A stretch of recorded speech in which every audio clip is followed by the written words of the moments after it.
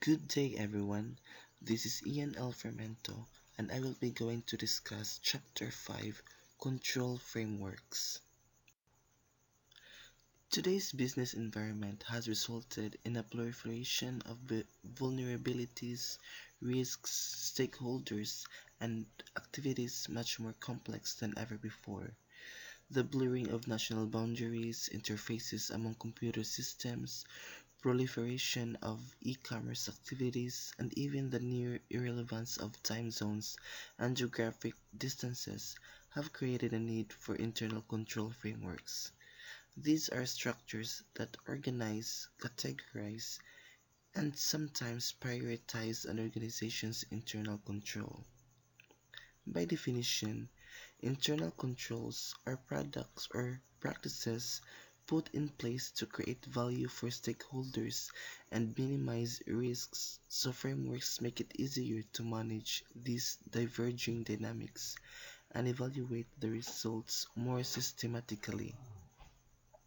There are several control frameworks in place, and they are usually implemented voluntarily as a means to improve business results.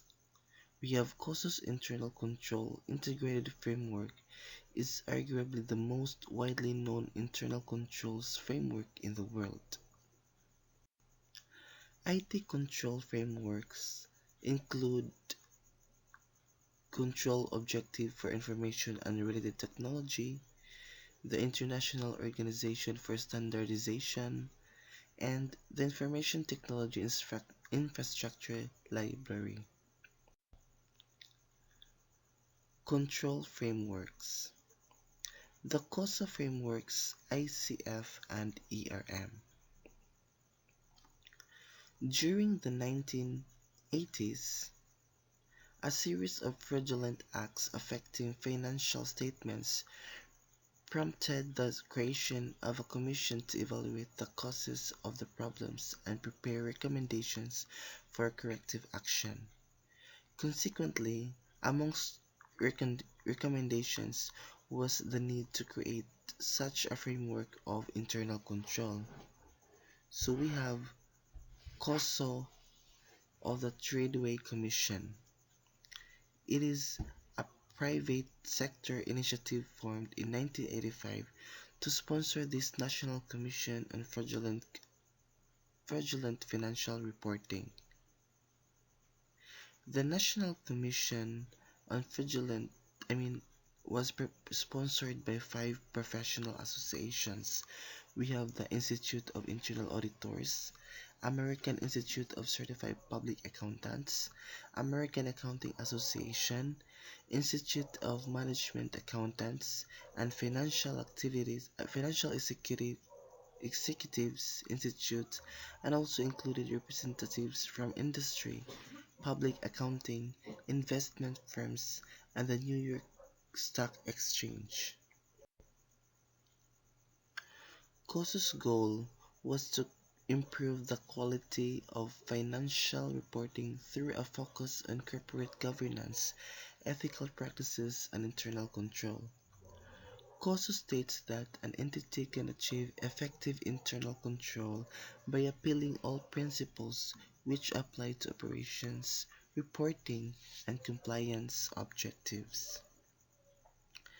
The COSO framework is typically represented in the form of a cube showing the five components of internal control, the three categories of objectives, and the entity's structure, which is represented by the third dimension. The model and the related principles are aligned as shown in Figure 5.1. Okay, we have control environment.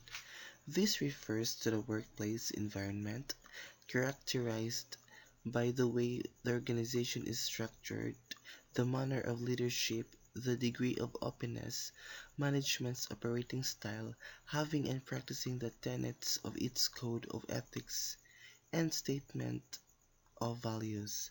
This also includes the tone at the top and the degree to which there is congruence between management's talk and its walk. In other words, do managers practice what they preach? The tone at the top is set and promoted by the board of directors and senior management, and it refers to the general attitude, integrity, and ethical practices of these individuals. Organizational culture is a collection of learned beliefs, traditions, and guides for behavior shared among members of the organization.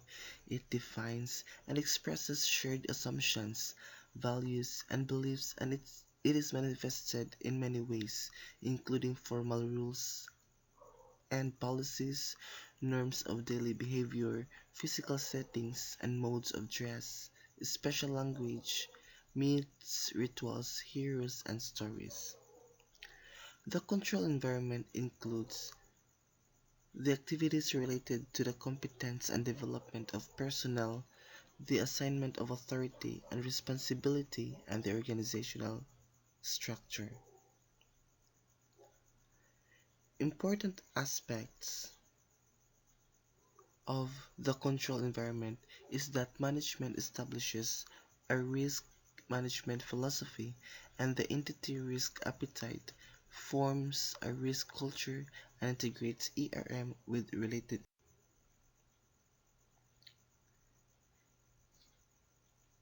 It includes the norms, values, rules, climate, and symbols. Organizational culture refers to the sum of perceptions that develop within an organization. According to Championers, organizational culture includes three key elements. 1. The general relationship between employees and organizations. 2. The vertical or hierarchical system of authority defining superiors and subordinates. 3. The general views of employees about the organization's destiny, purpose, and goals, and their place in it. 3. Beliefs These beliefs, rather, values and perceptions of employees, as defined in the Code of Ethics and other instruments, and promoted by management can be distinct from the national culture. So we go now with communication, consistency, and belief in the message. It is very important for management to communicate clearly, consistently, and often what is allowed and what is not. By setting clear expectations, there is a better chance that they will be followed. But being followed depends to a large extent on management, walking the talk and demonstrating through their actions that they believe in the messages.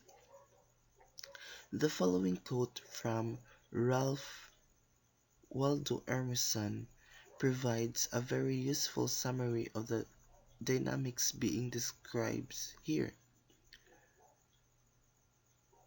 What you do speaks so loudly that I cannot hear what you are saying. The following quote from Ralph Waldo Emerson gives a meaning to it. Also, having a code of ethics, code of conduct, and conflict of interest statement is very important to formally establish the expectations for proper conduct. Codes of ethics should act as a guideline or reference point for acceptable behavior and ethical decision making. Forms over substance. This consists this consists of the management practices whereby on the surface it appears as though an essential activity has been performed when in fact that is not so.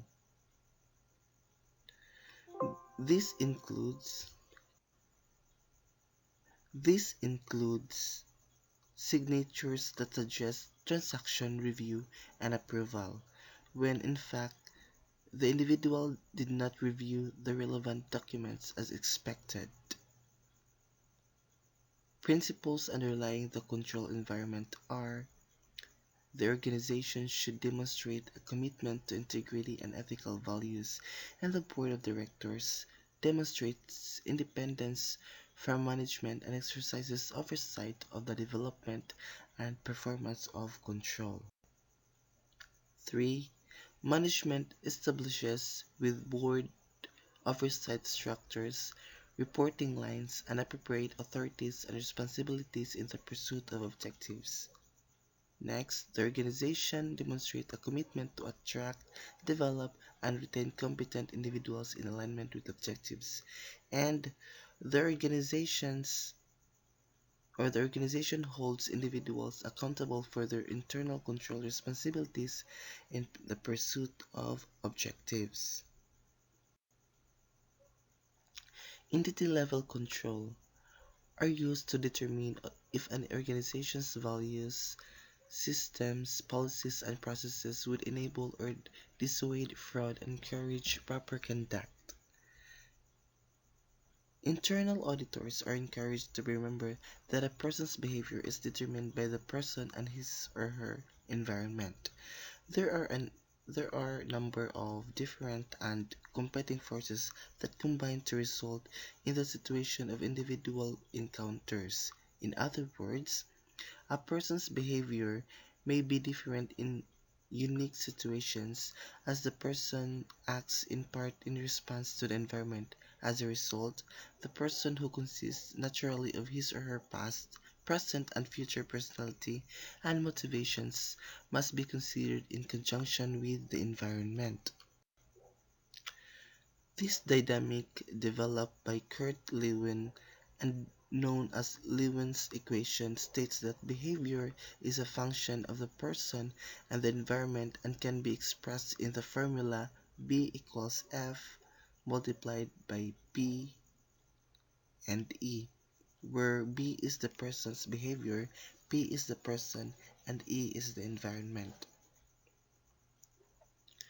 Tone in the middle. Deciding who becomes a manager is one of the most important organizational actions because employees judge their organizations as ethical or not based on what they think their bosses does.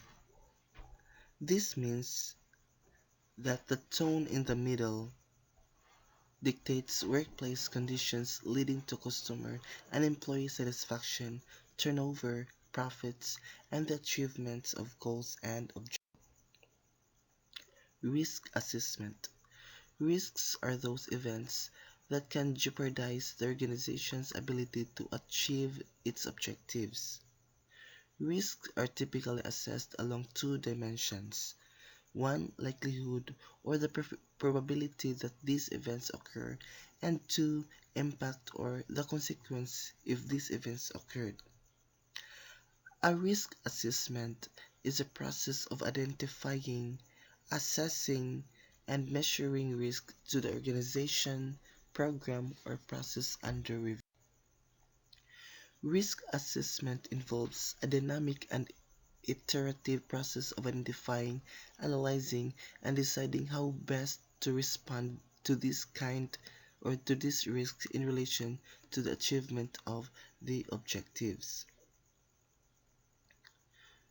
Due to the rapidly changing business environment, organizations are coming to the conclusion that this assessment must be done frequently and in some cases near real time. So management specifies objectives within three separate but related categories. So we have the compliance. These are related to adherence to laws and regulations to which the organization is subject. Operations. This pertains to the effectiveness and efficiency of the organization's operations. And we have the reporting. Reporting considerations are arranged in four broad categories: internal, external, and financial and non-financial. So that would be all, and thank you.